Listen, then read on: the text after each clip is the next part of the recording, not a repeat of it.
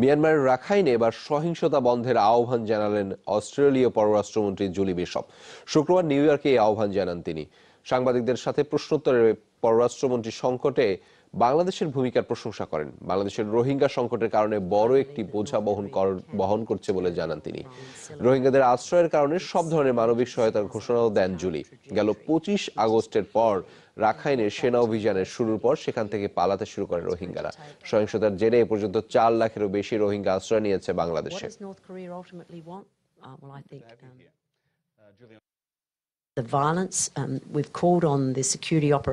মিয়ানমারের রাখাইনে সেনাদের বর্বর হামলা নিন্দাযোগ্য। অবিলম্বে সেনা নিপীড়ন বন্ধের আহ্বান জানাচ্ছি। পালিয়ে যেসব রোহিঙ্গা বাংলাদেশে আশ্রয় নিয়েছে তাদের দেশে ফেরত যাওয়ার সুযোগ তৈরি করতে হবে।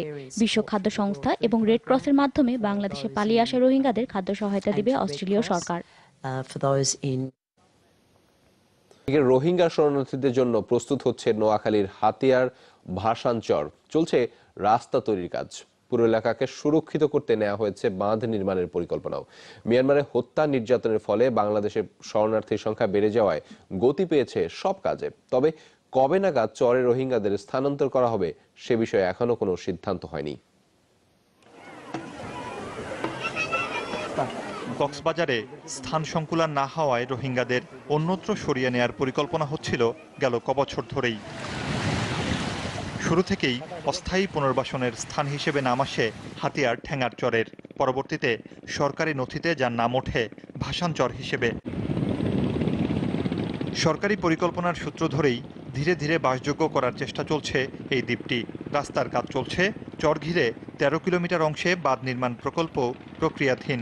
তবে এখনও রোহিঙ্গাদের পুনর্বাসন নিয়ে চলছে নানা পরীক্ষা নিরীক্ষা। কত রোহিঙ্গার জায়গা হবে, কবে নাগাদই বা তাদের নিয়ে আসা হবে এই চরে, এখনো ঠিক হয়নি কিছুই। এখনো কিন্তু এটা একটা পরিকল্পনার পর্যায়ে আছে, একটা গবেষণার পর্যায়ে আছে। সবাই আমরা সম্মিলিতভাবে আমরা এখানকার কাজটি যাতে খুব দ্রুততার সাথে শুরু করা যায়, যেহেতু মাননীয় প্রধানমন্ত্রীর একটি দিক নির্দেশনা রয়েছে। আমরা 2 লাখ এখন বলছি, কারণ কালকে সিকিউরিটি অ্যাডভাইজার এমএসপিএম তাদের একটা মাইন্ডসেট দিয়ে গেছেন গভর্নমেন্টের, যেটা it has to be more. Noakhali সদর থেকে 80 কিলোমিটার, সুবর্ণচর থেকে 50, হাতিয়া থেকে 25 কিলোমিটার দূরত্বের এই দ্বীপটি নিয়ে পুলিশ প্রশাসনের রয়েছে আলাদা পরিকল্পনা। এই চর অপরাধীদের অভয়ারণ্য ছিল এক সময়। রোহিঙ্গা পুনর্বাসনের ক্ষেত্রে মাথায় রাখা হয়েছে সে বিষয়টিও। একটি পুলিশ স্টেশন এখানে আমরা গড়ে তোলার জন্য আমরা প্রস্তাব করব সরকারের কাছে, এবং পাশাপাশি ইন দ্য মিন টাইম একটি ব্যাটালিয়ন, বিশেষ করে রোহিঙ্গাদের জন্য একটি স্পেশাল এমপিবিএন ব্যাটালিয়ন, সেটাও রেজ করার জন্য প্রস্তাব পাঠানো হয়েছে। সন্দ্বীপের পশ্চিম দক্ষিণ উপকূলে মেঘনার মোহনায় এই ভূখণ্ড জেগে ওঠে প্রায় 11 বছর আগে। জেলেরাই এর নাম রাখেন ঠ্যাঙ্গারচর। মুর্শিদুজ্জামান হিমু, যমুনা নিউজ। প্রধানমন্ত্রী শেখ হাসিনা বলেছেন, রোহিঙ্গাদের আশ্রয় দেয়ায় বিশ্ব নেতাদের কাছে প্রশংসিত হয়েছে বাংলাদেশ। নিউ ইয়র্কে স্থানীয় সময় সকাল 9টায় বাংলাদেশের স্থায়ী মিশনে এক সংবাদ সম্মেলনে এমনটাই জানিয়েছেন প্রধানমন্ত্রী। পরে সমসাময়িক রাজনীতি নিয়েও কথা বলেন প্রধানমন্ত্রী। বিএনপির সাথে কোনো ধরনের আলোচনা হবে বলেও জানান তিনি। রাখাইনে সেনাবাহিনীর বর্বর নির্যাতনের শিকার হয়ে সীমান্ত পেরিয়ে গত 25 আগস্ট থেকে বাংলাদেশে আসছে রোহিঙ্গারা। প্রধানমন্ত্রীর নির্দেশে খুলে দেওয়া হয় সীমান্ত। 12 সেপ্টেম্বর উখিয়া শরণার্থী ক্যাম্পে যান প্রধানমন্ত্রী শেখ হাসিনা। রোহিঙ্গাদের দুর্দশায় কেঁদে ফেলেন প্রধানমন্ত্রী। তার আন্তরিকতাকে মাদার অব হিউম্যানিটি উপাধি দিয়েছে বিশ্ব মিডিয়া। প্রশংসার জোয়ার এসে গড়ায় জাতিসংঘ সাধারণ পরিষদের অধিবেশনেও। বিশ্ব নেতারা প্রশংসা করেন শেখ হাসিনার। জাতিসংঘে ভাষণ নিয়ে স্থানীয় সময় শুক্রবার 7টায় নিউ ইয়র্কে বাংলাদেশের স্থায়ী মিশনে আনুষ্ঠানিক সংবাদ সম্মেলন করেন প্রধানমন্ত্রী। তুলে ধরেন রোহিঙ্গা সংকট মোকাবেলায় তার দেয়া প্রস্তাবের বিভিন্ন দিক। স্থান ও সম্পত্তি সীমাবদ্ধতা সত্ত্বেও বাংলাদেশের জনগণ এসব অসহায় ও নির্যাতিত রোহিঙ্গাদের আশ্রয় দিয়েছেন, তাদের খাদ্য অন্যান্য সহযোগিতা দিয়ে যাচ্ছেন। বাংলাদেশের মানুষের এই উদারতা ও মহানুভবতা বিশ্বব্যাপী প্রশংসিত হয়েছে। রোহিঙ্গা ইস্যু নিয়ে ওআইসিকে মিয়ানমারের ওপর চাপ দেওয়ার পরামর্শ প্রধানমন্ত্রীর। পরে সাংবাদিকদের প্রশ্নের জবাব দেন তিনি। বলেন, সংকট মোকাবেলায় যে 5 দফা দাবি তিনি তুলে ধরেছেন তা গুরুত্ব সহকারে নিয়েছেন জাতিসংঘ মহাসচিব। জাতিসংঘের মহাসচিবের সঙ্গে অত্যন্ত ভূতপূর্ব আলোচনা হয়েছে। তাছাড়া এছাড়া বিভিন্ন অনুষ্ঠানে যখন আমি যোগদান করি, বিভিন্ন ইভেন্টে যাই, উনি কিন্তু নিজে আমাকে দেখার সাথে চলে এসেছেন এবং আলোচনাও করেছেন। এ সময় বাংলাদেশের সমসাময়িক রাজনৈতিক ইস্যু নিয়ে কথা বলেন প্রধানমন্ত্রী। বিএনপি যুদ্ধ অপরাধীদের ক্ষমতায় এনেছে, তারা বঙ্গবন্ধুর হত্যাকারীদের আশ্রয় দিয়েছে, তাই আর কোনো ইস্যুতে বিএনপির সাথে আলোচনা হবে না বলেও সাফ জানিয়ে দেন প্রধানমন্ত্রী শেখ হাসিনা। যারা আমার বাবা মা ভাই বোনদেরকে যারা হত্যা করেছে, বিচারের হাত থেকে তাদেরকে রেহাই দিয়ে ইন্ডেমনিটি অর্ডিন্যান্স জারি করে, বিভিন্ন দূতাবাসে চাকরি দিয়ে যাদেরকে আপনার পুরস্কৃত করেছে, তাদেরকে আবার ডেকে আনতে হবে রাজনীতি করতে। সোহরাব হোসেন, যমুনা নিউজ। নিজ দেশে পূর্ণ নাগরিক অধিকার নিয়ে বেঁচে থাকতে চান রোহিঙ্গারা। শিক্ষা, স্বাস্থ্য, চাকরিতে সমান সুযোগের আশা তাদের। মিয়ানমার সরকারের লোক দেখানোর প্রতিশ্রুতির উপর বিশ্বাস নেই তাদের। তবে অধিকার নিশ্চিত হলে যে কোনো মুহূর্তে দেশে ফিরতে চায় রোহিঙ্গারা। মিয়ানমারে ফিরে নিজের দেশ কেমন দেখতে চান তা জানিয়েছে রোহিঙ্গা শরণার্থীরা। দীপঙ্কর বাবুর ক্যামেরায় আরো জানাচ্ছেন ভাস্কর ভাদুরী।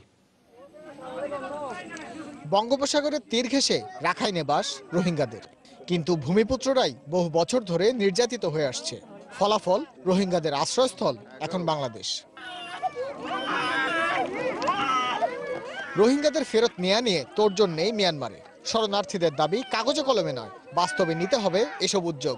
স্বজন হত্যার বিচার সহ ক্ষতিপূরণ চান তারা। পুলিশের তাগিলে, মিলিটারির তাগিলে, আর্মির তাগিলে, তো এন্দিলে জাগা বাজাবা যদি আর মুসলমান যদি হেঁটে যদি তাগিলে, আর রোহিঙ্গা জাতি যদি হেঁটে যদি তাগিলে, খামত যদি তাগিলে, তৈলে আর হিন্দি তৈলে আর শান্তি পাই হিন্দি। এখন যদি তারা মকবান বর্মাত যেভাবে নাকি নাগরিক পাইয়ে এভাবে যদি আর নাগরিক দে বর্মা সরকারে আর হারিয়া বিহানিও যাই বললাই প্রস্তুত। 2017 মাদা আয়রে আর গড়বাড়ি জ্বালি দিবে, গড়বাড়ি জ্বালি দিবি তোরা বাইরে যোগ বাংলাদেশের কম বাংলাদেশের যোগ বলে হয় যে দুন মা বোন হারি পেলাই গড়বাড়ি জ্বালি দিবে, ফুরা দিবে, মারি পেলাই। আর হেদেশ তো বাদে হেদেশর আর খান গুড়াত দে গুড়িত নোয়ারি বানা যে টন হে টনত গুড়ি হারি দে আর পুরা দেশত হেদেশে তেদে তো লারা হেদেশত গুড়া। দেশে ফিরে কোনো নির্দিষ্ট গণ্ডিতে থাকতে চায় না রোহিঙ্গারা, চায় সাংবিধানিক সব অধিকারও। প্রয়োজন আছে জাতীয় পত্রের। আর জেনলা জুলুম করছে, এনলা জুলুম করি বলে হেড যাইতে না স্যার, ইবে ইয়াগো হদ সুবিধা করে রাখিব, হদ হতা গান আর বিশ্বাস নয়। এদিন দেখিবা আর পদ্মা দাদা দুঃখ দিদি আর আই দে তাল আর দিয়ে সেদে পদ্মা দিন পারি আর বিশ্বাস চাই আর রোহিঙ্গা মানি লইলে আর যাইবা আর দেশে তারা যাইবা আর ধন সম্পত্তি হানি করতো না গিলা দলা বেলায় আর বেরক দিলে আর রোহিঙ্গা দিলে আর যাইব ইনশাআল্লাহ। আমাদের যদি সব দাবি দাবা যদি আমাদের মানে নিলে আমরাও অবশ্যই চলে যাব। আমাদের যদি চাকরি ঠিক হয় আমরা সেখানে চলে যাব, আর লেখাপড়ার সুযোগ সুবিধা ভালো হলে আমরা যাব। নাগরিক অধিকার ধ্বংস করে তাদের দেশ ছাড়তে বাধ্য করেছে যে মিয়ানমার সরকার, খুব দ্রুতই তারা তা ফিরিয়ে দেবে এমনই আশা রোহিঙ্গাদের। কোনো আশ্বাসকে আর বিশ্বাস করছেন না রোহিঙ্গা শরণার্থীরা।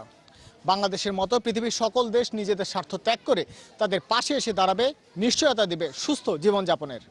এমন আশাতেই দিন গুনছেন শরণার্থীরা তাদের নিজেদের ক্যাম্পে বসে। ভাস্কর ভাদুরী, যমুনা নিউজ, কুতুপালং শরণার্থী ক্যাম্প, উখিয়া, কক্সবাজার। রাখাইন রাজ্যে মিয়ানমার সেনাদের নির্যাতনে বাদ যায়নি রোহিঙ্গা শিশুরাও। শরীরে নির্যাতনের ক্ষতচিহ্ন নিয়ে এসব শিশুদের কারো কারো ঠাঁই হয়েছে উখিয়ার শরণার্থী ক্যাম্পে। বাংলাদেশে আসা এসব শিশুদের অনেকেই ভুগছে পুষ্টিহীনতা সহ বিভিন্ন রোগে। শাহরিয়ার সৈকতের ক্যামেরায় কক্সবাজারের উখিয়া থেকে এসব শিশুর কথা জানাচ্ছেন সহকর্মী রিয়াজ রায়হান। জাত ধর্মের কি বা বুঝে এই শিশু, বয়স তো 2ও পেরোয়নি, তবুও এর আগুনেই ঝলসে গেছে তার ছোট্ট নরম শরীর। এ বয়সের অন্যরা যখন ছোটাছুটি করছে এখানে ওখানে, সেখানে গেল 15-16টা দিন বিছানায় ছটপট করছে ছোট্ট আজিজ। ছেলেকে রেখে মা যখন তার খাবার তৈরি করছিল তখনই ঘরে আগুন দেয় মিয়ানমার সেনারা। ঝলসে যায় শিশুটির শরীর, সেই থেকে আজও ঠিকমতো খাবার খেতে পারছে না এই শিশু। বর্মা মা তো ঘর ফুরা দিতে রে অনেক জিল্লা ফুজি জিল্লা ফুরি ফুঁড়ি ফাড়ি তো ফাড়ি বাদে ওষুধ করি না ফাড়ি দিয়ে এনে লই গিয়ে রাতে 9 দিন মাঝে ফজর আন্দি বাদে তো এড়ে গিয়া করে গদুয়া ফুরা দেবেলা এই ফুয়ার গিয়া করে না তাড়াতাড়ি করে ফুয়া না লালি এসছি। তবুও নিষ্ঠুরতা এই সময়ে ভাগ্যটা ভালোই বলতে হয় এই পরিবারটির, কারণ পরিবারের সবাই অন্তত বেঁচে তো আছেন। ছোট্ট শরীর, এ যেন জীবন্ত কঙ্কাল। কখনো একবেলা, কখনো হয়তো তাও জোটেনি গেল কয়েকদিনে। এ চিত্র রোহিঙ্গা শরণার্থী ক্যাম্পগুলোতে অবস্থান করা শিশুদের, যেখানে প্রতি মুহূর্তে হেরে যায় মানবতা, মানবিকতা। এ দফায় বাংলাদেশে আসা প্রায় 2 লাখ শিশুর মধ্যে 5 বছরের নিচে যারা, তাদের অধিকাংশের অবস্থা প্রায় একই। নির্মমতা, নিষ্ঠুরতার বলি এই নিষ্পাপ মুখগুলো। অনাহারে, অর্ধাহারে ব্যাধি বাসা বাঁধতে শুরু করেছে শরীরে। টুয়া মুটে না এরা বড় ওটা দলা দলা গেতে বাদে নিয়ে আনা হয়ে হগো সারা মারি মারি হগরে এবার তো আজ 7 দিন হইতে গা মাদি বেশি জ্বর হানে বারের। নিষ্পলক দৃষ্টি খোঁজে ফেরে পরিচিত সেই আকাশ। চালের পাইকারি দাম কমার প্রভাব এখনো পড়েনি খুচরা বাজারে। বিক্রেতারা বলছেন বাজার দাম আরো কমবে কি কমবে না তা নিয়ে কিছুটা আতঙ্কিত তারা। এদিকে রূপালী ইলিশের সরবরাহ বেড়েছে কয়েক গুণ, দামও হাতের নাগালে। সুলতান আহমেদের প্রতিবেদন।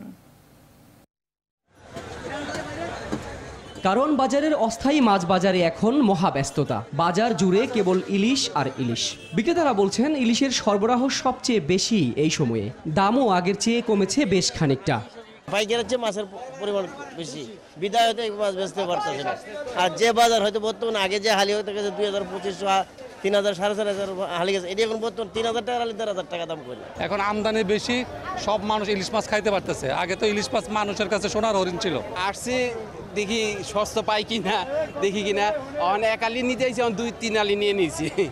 মাছ কেনা শেষে সবজি কিনতে অবশ্য কিছুটা অস্বস্তিতে পড়ছেন ক্রেতারা। আগের সপ্তাহের তুলনায় বেড়েছে প্রায় সব ধরনের সবজির দাম। বাজারে নেই ভালো মানের শাক।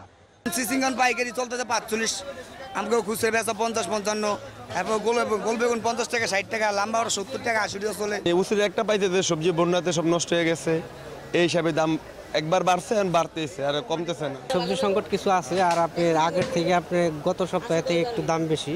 আমি 2 আটি শাক কিনছি আপনি 30 টাকা দিয়ে। এদিকে মজুরদারদের বিরুদ্ধে একের পর এক অভিযানে চালের দাম পাইকারি পর্যায়ে কিছুটা কমে এলেও তার প্রভাব নেই খুচরা বাজারে। বিক্রেতারা বলছেন একদিকে আগের কেনা চাল, অন্যদিকে নতুন করে চাল কেনায় লোকসানের আশঙ্কায় রয়েছে তারা। রশিদ মিনিকের 3200 টাকা করে দাম নিলাম, আমি কিনলাম তাদের কাছ থেকে। আমাদের আগের যে চালটা কিনা ছিল অনেক রেট বেশিতে কিনা ছিল, আর আমাদের চালও প্রায় এখন আর আগের চালটা তেমন নাই। এখন অনেকের কাছে আগের মাল আছে, বাড়তি রেটে মাল বিক্রি করতেছে, ওই রেটে আমরা মাল আনলে অনেকের মাল ওই দামে বিক্রি করতে পারতেছি না, এই জন্য এখন আপাতত মাল উঠে গেছে। তবে 2-1 দিনের মধ্যে চালের দাম খুচরা পর্যায়েও কমে আসবে বলে জানালেন বিক্রেতারা।